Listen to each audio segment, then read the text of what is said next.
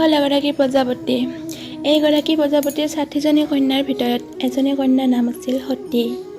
সতীয়ে মনে প্ৰাণে শিৱকে স্বামী ৰূপত ভজিছিল। সমস্ত দেৱগণে যিগৰাকীক শ্ৰেষ্ঠ দেৱতাৰ ৰূপত মানে, যিজনক ত্ৰিজগতে স্ৰষ্টা আৰু আত্মা ৰূপত স্বীকাৰ কৰিছে, তেওঁকে আকৌ দক্ষই অতি নিম্ন ৰূপত আৰু অতি হীন বুলি তুচ্ছ তাচ্ছিল্য কৰে। দক্ষই কেতিয়াও মহাদেৱক জয় বুলি গ্ৰহণ কৰিব নোখোজে। দক্ষৰাজৰ দৃষ্টিত মহাদেৱ বাটৰ ভিখহু, ঘৰ-দুৱাৰ নথকা অঘৰী। সেইকাৰণে সতীৰ সকলো সিদ্ধান্ত আৰু যুক্তিক দক্ষই অতি কঠোৰভাৱে সমালোচনা কৰে। তথাপি সতী নিজৰ মতত অচল।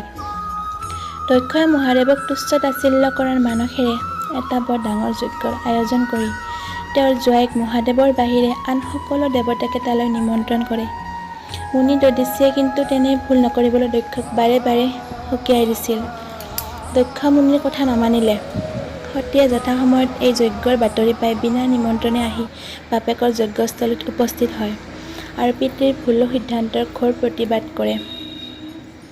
সতীৰ কথাত দক্ষ প্ৰজাপতিৰ ক্ৰোধত জ্ঞানশূন্য হৈ উঠে আৰু জোঁৱাইক মহাদেৱক নানান কটু ভাষাৰে নিন্দা কৰে।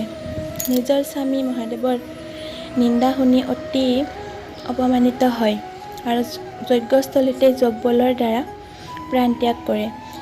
এই ঘটনাৰ পিছত দক্ষ প্ৰজাপতিৰ যজ্ঞ অথলে যায় আৰু ঘটনাই দুৰ্ঘটনাৰ ৰূপ ধাৰণ কৰে। সতীৰ মৃত্যুৰ বাতৰিয়ে মহাদেৱক বলিয়াৰ দৰে হ'বলৈ বাধ্য কৰায়। তেওঁৰ ভীষণ খং উঠিলত বিলভদ্ৰৰ সৃষ্টি কৰে আৰু সসৈন্যই পঠিয়াই দক্ষৰ যজ্ঞ লণ্ডভণ্ড কৰে। দক্ষ প্ৰজাপতিয়ে বাধা দিয়াত তেওঁকো অস্ত্ৰাঘাত কৰি শিৰচ্ছেদ কৰে। দক্ষ প্ৰজাপতি মুণ্ডহীন হোৱাত ৰাণীসভৰ মাজত কান্দোনৰ ৰোল উঠে। পিছত ব্ৰহ্মাৰ অনুৰোধত মহাদেৱে দক্ষৰ ডিঙিত